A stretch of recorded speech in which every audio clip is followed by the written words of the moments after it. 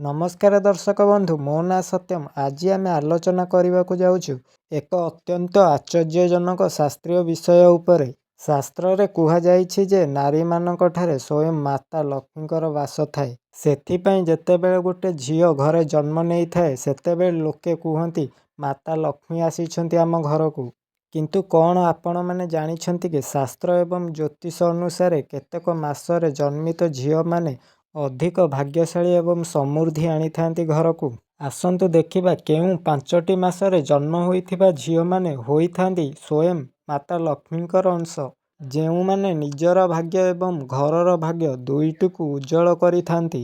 ପ୍ରଥମ ମାସଟି ହେଉଛି ଫେବୃଆରୀ ମାସ। ଫେବୃଆରୀ ମାସ ଜନ୍ମ ହୋଇଥିବା ଝିଅମାନଙ୍କ ସ୍ୱଭାବ ବହୁତ ନର୍ମ ହୋଇଥାଏ। ସେମାନେ ବହୁତ ବୁଦ୍ଧିମତୀ ମଧ୍ୟ ହୋଇଥାନ୍ତି। ଏହି ଝିଅମାନଙ୍କର ବିବାହ ପରେ ସେମାନଙ୍କୁ ଭଲ ଶ୍ୱଶୁର ଘର ମଧ୍ୟ ମିଳିଥାଏ। ଏହା ସହିତ ଏହି ଝିଅମାନେ ନିଜ ଘରେ ସୁଖ ସମୃଦ୍ଧି ଆଣିଥାନ୍ତି। ଏହି ଝିଅମାନଙ୍କ ଗ୍ରହ ଚାଳନା ଏମାନଙ୍କ ପରିବାର ପାଇଁ ଲାଭ ଆଣିଥାଏ। ଦ୍ୱିତୀୟ ମାସଟି ହେଉଛି ଏପ୍ରିଲ ମାସ। ଏହି ମାସରେ ଜନ୍ମ ହୋଇଥିବା ଝିଅମାନଙ୍କୁ ସାକ୍ଷାତ ଲକ୍ଷ୍ମୀଙ୍କ ସ୍ୱରୂପ ବୋଲି କୁହାଯାଏ। ଶାସ୍ତ୍ର ଅନୁସାରେ ଏହି ମାସ ବହୁତ ଶୁଭ ହୋଇଥାଏ। ଏହି ମାସରେ ଜନ୍ମିତ ଝିଅମାନଙ୍କର ପଦଚଳନ ବହୁତ ଦ୍ରୁତ ହୋଇଥାଏ, ଯାହାଦ୍ୱାରା ଏମାନଙ୍କୁ ସଫଳତା ବହୁତ ଶୀଘ୍ର ମିଳିଥାଏ। ଏମାନଙ୍କର ଭାଗ୍ୟ ଉଚ୍ଚ ହୋଇଥାଏ। ତୃତୀୟ ମାସଟି ହେଉଛି ଜୁନ ମାସ। ଜୁନ ମାସରେ ଜନ୍ମିତ ଝିଅମାନେ ବହୁତ ଭାଗ୍ୟଶାଳୀ ହୋଇଥାନ୍ତି।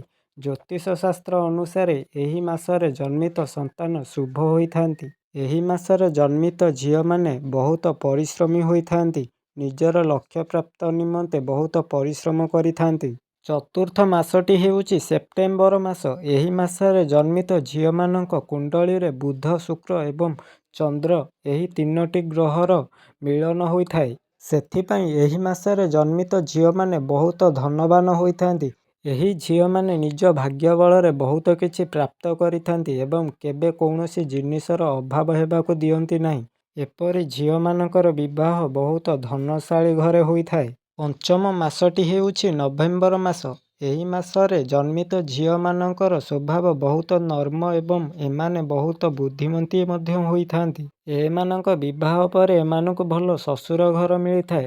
ଏହି ଝିଅମାନେ ନିଜର ଶାଶୁ ଶ୍ୱଶୁର ସହିତ ନିଜ ସ୍ୱାମୀଙ୍କର ମଧ୍ୟ ନିଷ୍ଠାର ସହ ସେବା କରିଥାନ୍ତି।